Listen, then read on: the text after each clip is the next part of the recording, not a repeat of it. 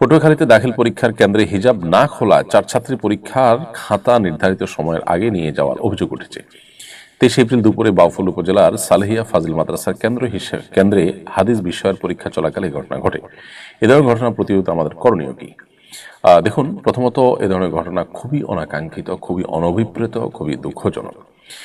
এ ধরনের ঘটনার সাথে যারা জড়িত তাদেরকে দ্রুত তদন্তের মাধ্যমে বিচারের আওতায় আনতে হবে।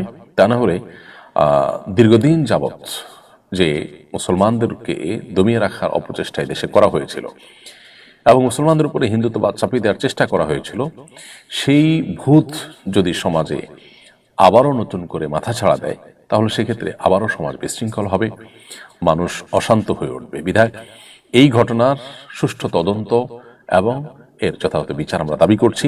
এবং সাংবিধানিক অধিকার একজন নারীর হেজাব পরিধান করা, মুসলিম নারী হেজাব পরিধান করবে, তাদের সাংবিধানিক অধিকার যদি কেউ ক্ষুণ্ণ করতে চায় তিনি মানুষের সাংবিধানিক অধিকার খর্ব করার অপচেষ্টায় লিপ্ত, তাদেরকে আইনের আওতায় আনা দরকার।